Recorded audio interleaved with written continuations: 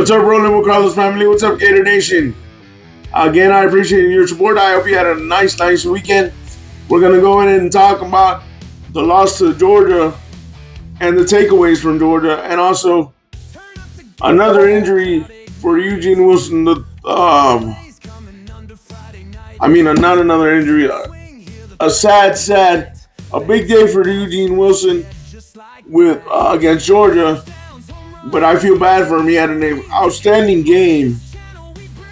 And at the end of the game, because we couldn't pull it out, Eugene Wilson III was crying because he tried his hardest to step up for the team, which he did. But we're going to go ahead and talk about some takeaways and then talk about how Eugene Wilson stepped up for the team.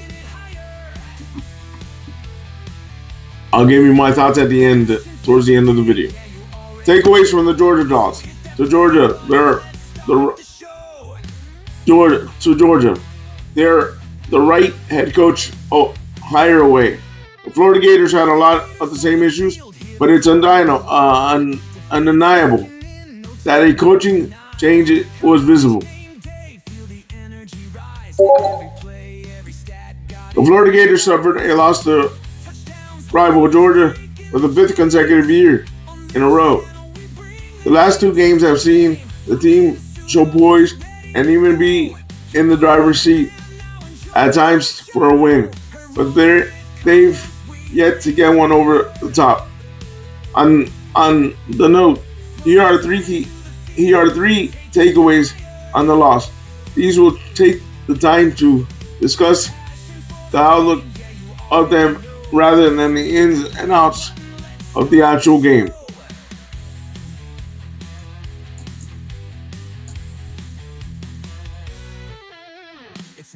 If they had to pick up an upset win over Georgia, I'd gotten them to 4-4 the year. That all they would have needed is to win 2 of the next 4 to reach bowl eligibility. Now they have to win 3 with Tennessee and Ole Miss on the schedule. They also have no wiggle room to lose to an unranked Kentucky or an unranked FSU. Sure, the Gators won the final 4 games last season to finish 8-5. It could very well happen again. Let's say Florida beats Tennessee because they haven't lost to them at home since 2003. Okay, there will be some in-game discussion, but it's related to the overarching outlook. The Gators still struggled on 3rd down. There were some unnecessary penalties again. However, to pretend that this was just as bad would be untrue.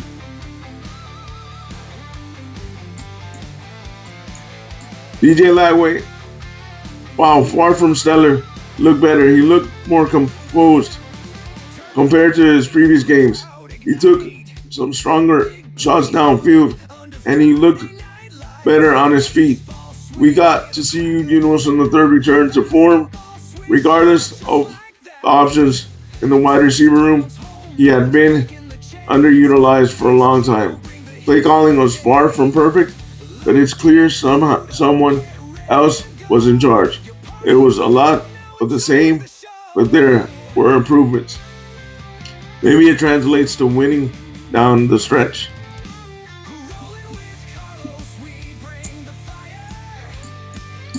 The Gators had the chance to be on the winning end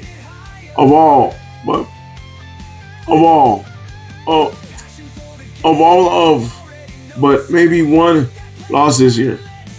A offense being unable to move down the field has been the difference maker. Georgia was winnable, just like LSU and Miami and USF were too. All these games in some way have shown flashes of what the talented pieces on the offense are capable. Eugene Wilson III's big day on Saturday was another great example. The right head coaching hire truly could make the Gators a force. It's that clear. Getting right hire is still the easier said than done. If they don't get the next hire right, it won't matter what talent they have. It's there. Is there a chance fortunes are better than under Napier? More than likely than not. But when it comes to being a force again, they are the right hire away, not just a better hire.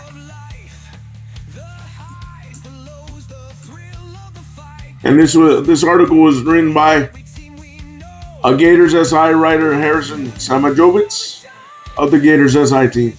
And this was written a day ago. I agree with them. They're a hire away from the right hire. Eugene Wilson put a lot of effort, and we can see that there's a lot of talent on this team.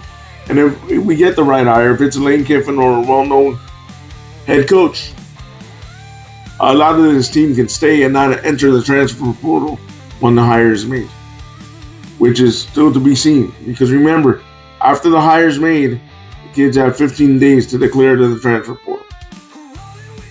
So if it's the right hire and the right head coach, and it's an offensive mind head coach and a well-named head coach, I guarantee 80 to 85% of this class will stay. Not only the recruiting class, but the current players.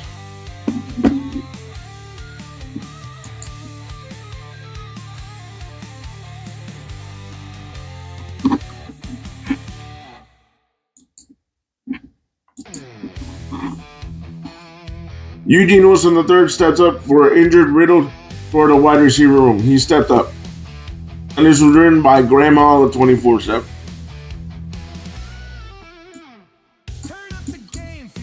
In the build-up to Florida's annual rivalry contest with Georgia, which saw the Gators suffer a 24-20 defeat Saturday in Jacksonville to the Dogs, UF interim head coach Billy Gonzalez expressed optimism for that third-year wide receiver Eugene Wilson's persistence and work ethic would pave the way for increased on-field production. The expectation as a whole was Wilson III, now fully healthy, after missing much of the second season in Gainesville, would be poised for a breakout season, yet he would enter Saturday's contest, having recorded just 18 receptions for 118 yards and a pair of touchdowns. Still had found ways to positively impact contests, like the Tampa native had been praised nearly a month earlier for his perimeter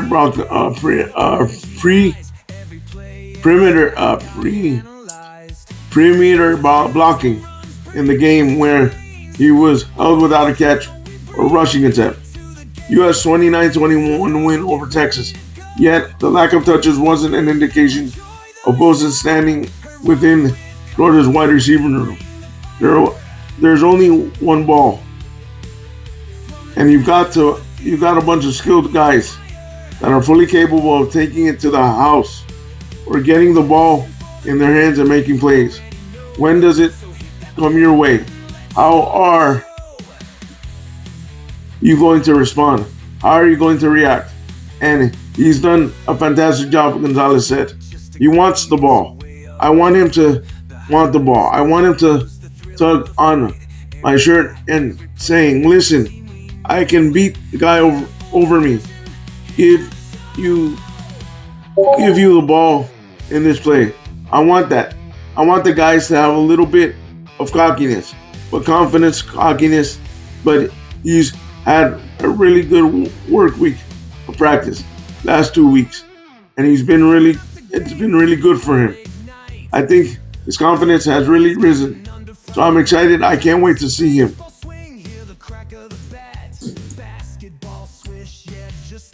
It didn't take long for Gonzalez's belief to pay off, with a pair of highly utilized wide receivers unavailable on Saturday's contest, Bernard Brown III and Aiden Mazel, and with freshman Dallas Wilson exiting for the remainder of the contest with nearly a minute remaining in the first half. So Wilson III was the primary weapon for the Gators from the jump. Sophomore quarterback DJ Lightway's first attempt went to Wilson III, way and resulting in 13-yard gain. Florida came up empty in the opening drive. The Gators went back to Wilson on the second series, with Lagway finding Wilson uncovered in the end zone, resulting in a 40-yard touchdown to pull the UF level with the nation's number 5 ranked team in the nation. On the third drive, Lagway looked again for Wilson in the direction for a 28-yard gain, which set up a 22-yard field goal by Trey Smack to give the Gators now a narrow advantage. The consistent effort, reminiscent of the promising debut season at Florida in 2023, Wilson III would record a catch in all 4 quarters en route to 9 catches and 121 yards. Receiving performance abet a losing effort. It marked season highs in both receptions and receiving yards for Wilson III, in addition to his second career performance of more than 100 receiving yards. It was an awaited return to form, in a sense, for the wideout. UF never lost faith, and even if his production had left much to be desired prior to Saturday's showing. We've talked this week earlier this week up in Gainesville, just about the way he worked over the last couple weeks. He's going to be rewarded based on how hard he works. A couple weeks ago. There you go, guys. And I feel bad for him because he had an awesome game. He was targeted a bunch of times, made a bunch of catches, and the team played with effort. Even watching this game, there was glimpses that reminded me of the Urban Meyer era. That quarterback draw was glimpses of stuff that Urban Meyer would do. I still question the catch that was called the non-catch by Stewart Event, and I still question the fact that I can't believe that DJ Lagway didn't get the call. I know he was short, but that he didn't get the call on that quarterback draw. But if that catch would have been made by Stewart Event and would have been called a catch, I think the Gators win. Leave me your thoughts down below. What do you think of this effort and this showing by Billy Gonzalez's first game as interim head coach, and what you think of the Gators' effort in the game and how close we came to a win. I know we're not here for moral victories, but this shows you how talented this team really is, and it was being held back by Coach Napier's play calling. And if we would have had a offensive coordinator, I think this season would have gone different. I feel bad for Wilson, but great job, kid. Keep it up. You're a true Gator through and through, and I hope you stay with the next coach. And like always, leave me your comments down below, and I appreciate your support. Like always, stay positive, stay on your grind, and go Gators.